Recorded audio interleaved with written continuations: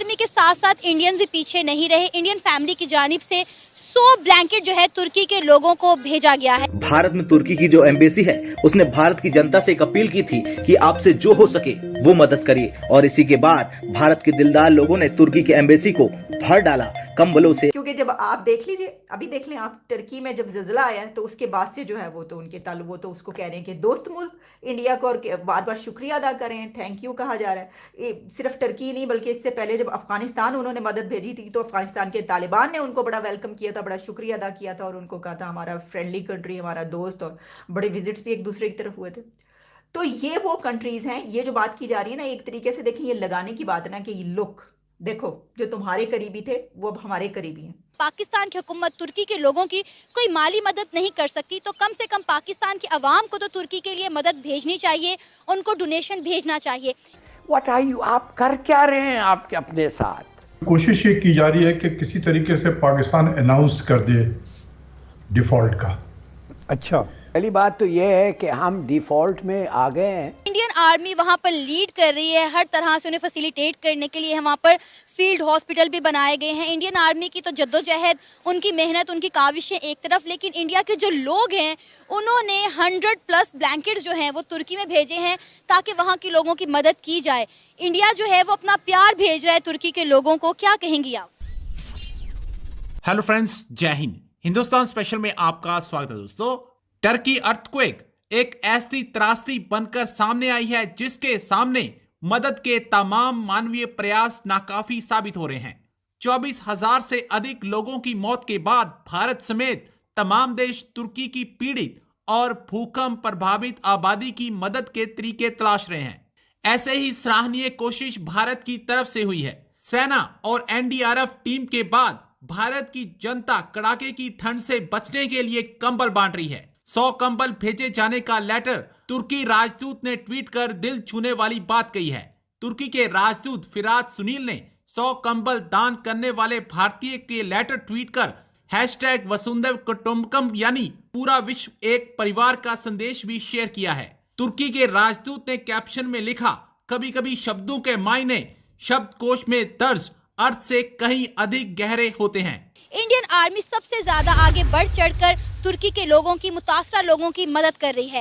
Indian army के साथ साथ इंडियन भी पीछे नहीं रहे। इंडियन फैमिली की जानिब से 100 ब्लैंकेट जो है तुर्की के लोगों को भेजा गया है। इसी पर आज हम बात करेंगे पाकिस्तान के अवाम से कि अगर पाकिस्तान इस वक्त क्राइसिस से गुजर रहा है और पाकिस्तान की हुकूमत तुर्की के लोगों की कोई माली मदद नहीं कर सकती, तो कम से कम पाकिस्तान की आवाम को तो तुर्की के लिए मदद भेजनी चाहिए, उनको डोनेशन भेजना चाहिए। आपको पता है इस वक्त तुर्की में ज़लज़ले की वजह से 24,000 से ज़्यादा लोग जो हैं वो अपनी ज़िंदगी की बाजी हार चुके हैं। इंडियन आर्मी वहाँ पर लीड कर रही है, हर तरह से उन्हें फैसिलिटेट करने के लिए वहाँ पर फील्ड हॉस्पिटल भी बनाए गए हैं। इंडियन आर्मी की तो जद्दोजहद, उनकी मेहनत, उनकी काविशें एक तरफ, लेकिन इंडिया के जो लोग हैं उन्होंने 100+ ब्लैंकेट्स जो हैं वो तुर्की में भेजे हैं ताकि वहाँ के लोगों की मदद की जाए। इंडिया जो है वो अपना प्यार भेज रहा है तुर्की के लोगों को, क्या कहेंगी आप?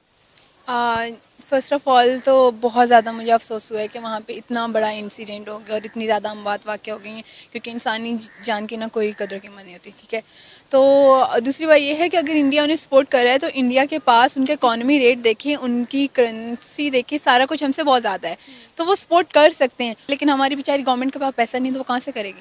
चलो यार, मानते हैं कि हमारी गवर्नमेंट के पास पैसा नहीं है, इस वक्त हम मौशी बहरान से गुजर रहे हैं, लेकिन पाकिस्तान की आवाम तो कुछ कर सकती है ना। इंडिया के लोगों ने जब वहाँ 100+ ब्लैंकेट भेजे हैं तो यहाँ पाकिस्तान की आवाम उनके लिए कुछ क्यों नहीं कर रही? आप खुद सोचें कि पाकिस्तान में आजकल हालात बहुत ज़्यादा बदतर हुए हैं। इवन एक बेचारा जो इंसान है, आम इंसान, उसके पास पेट्रोल के भी पैसे नहीं होते हैं। लेकिन जितना कितना हो रहा है तो मुझे लगता है पाकिस्तानी आवाम कर रही है, और पाकिस्तानी आवाम को तो ज़्यादा दुख होगा क्योंकि वो एक मुस्लिम ममालिक है, और लाजमी सी बात है जब मुसलमान कंट्री पे ऐसा कोई हादसा पेश आता है तो एक दूसरी मुसलमान कंट्री को बहुत ज़्यादा अफसोस होता है। तो मेरे ख्याल में तो अभी तक काफ़ी ज़्यादा हेल्प कर रहे हैं ये लोग। तो अब मीडिया हमारा नहीं दिखा रहा या कुछ कर नहीं रहा, तो ये अलग बात है। आपको पता है जब पाकिस्तान में सैलाब आया था तो पंजाब में, मुख्तलिफ पाकिस्तान के और सूबों में जगह जगह कैंप्स लग गए थे ताकि फ्लड से बचने वाले लोगों की कुछ इमदाद की जाए। लेकिन जब तुर्की पर इतना बुरा वक्त आया है तब हमें यहाँ पर रोड्स पर डोनेशन लेता हुआ कोई क्यों नहीं दिखाई दे रहा? यहाँ हमें डिफरेंट मार्केट्स में जो है वो कैंप्स क्यों दिखाई नहीं दे रहे? ये बिल्कुल सही पॉइंट उठाया आपने, और मैं चाहती हूँ कि सब लोग ऐसे करें, उनके लिए डोनेशंस जमा करें। इसलिए हम इस तरह से भी काफ़ी ज़्यादा डोनेशंस जमा कर सकते हैं, क्योंकि वहाँ पे I think 7 districts I think पूरे तबाह हो गए हुए हैं। तो हमारी थोड़ी सी डोनेशंस भी उनके लिए बहुत ज़्यादा बड़ी साबित होंगी। तो अगर आप अपने चैनल के थ्रू आप अपनी आवाज़ उठा सकती हैं और बाकी लोगों को भी उठानी चाहिए, तो मेरे ख्याल में इनके लिए डोनेशंस के लिए कैंप वगैरह लगाने चाहिए और जितनी हो सके हमें उनकी मदद करनी चाहिए। आपको पता है कि जब जब पाकिस्तान पर बुरा वक्त आया है, तुर्की सबसे पहले पाकिस्तान के साथ आकर खड़ा हुआ है। लेकिन अब जब तुर्की को हमारी ज़रूरत है, तो ना तो हमारे हुक्मरान कुछ कर पा रहे हैं, ना ही हमारी आवाम उनके लिए कुछ कर पा रही है। आवाम तो कर रही है कुछ, लेकिन मुझे बहुत अफसोस के साथ कहना पड़ रहा है जो हमारी सिटिंग जो रीसेंट हमारी गवर्नमेंट है वो बिल्कुल कुछ बोल ही नहीं रही है, इतना ज़्यादा खामोश है वो। अब वो बेचारे क्या बोलें, वो तो खुद पाकिस्तान को खा गए हैं। अब उनके पास तो पैसा है, वो तो डोनेट कर सकते हैं, लेकिन अब वो नहीं कर रहे। मैं खुद बहुत ज़्यादा हैरत का शिकार हूँ इसमें कि हमारी गवर्नमेंट क्यों नहीं बोल रही है। मतलब उन्हें बोलना चाहिए एटलीस्ट। आप मतलब फिजिकली नहीं कुछ कर सकते हो तो आप एटलीस्ट बोल के तो अफसोस कर सकते हैं, लेकिन वो भी नहीं कर रही है। आपको पता है कि इंडियन आर्मी जिस तरह वहाँ पर सबसे पहले पहुंची है, बगैर किसी ताखीर के अब तक 6 फ्लाइट्स जो हैं वहाँ पर लैंड कर चुकी हैं तिब्बी इमदाद लेकर, और मज़ीद जो है उनकी इमदाद जारी है। और इंडियन आर्मी इस वक्त लीड कर रही है, छाई हुई है। वहाँ की जो माएँ हैं, वहाँ के जो बुज़ुर्ग हैं, वहाँ के जो लोग हैं, इंडियन आर्मी को सराह रहे हैं, उनको सल्यूट कर रहे हैं कि वो जिस तरह आगे बढ़ चढ़ कर उनकी मदद कर रहे हैं।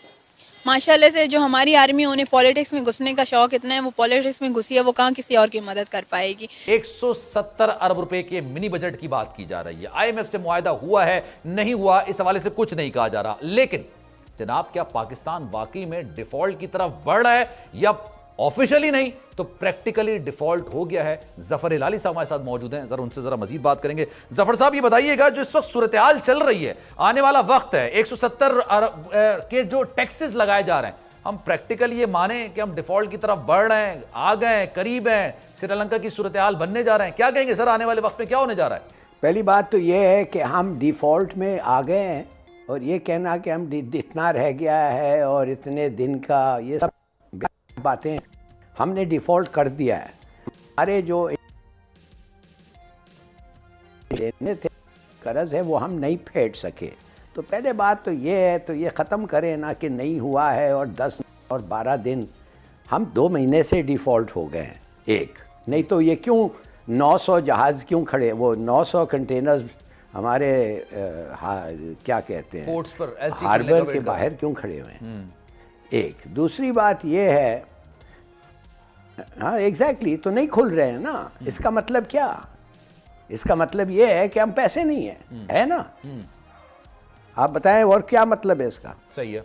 अच्छा, लेकिन सर ये बात आपकी बिल्कुल दुरुस्त है, लेकिन इसका बराह रास्त पाकिस्तानी आवाम पर पड़ रहा है, और ऑब्वियसली डॉलर है, कंट्रोल होने का नाम नहीं ले रहा। प्रैक्टिकली चीजें अब बहुत ज्यादा इम्पॉसिबल की तरफ जा रही हैं।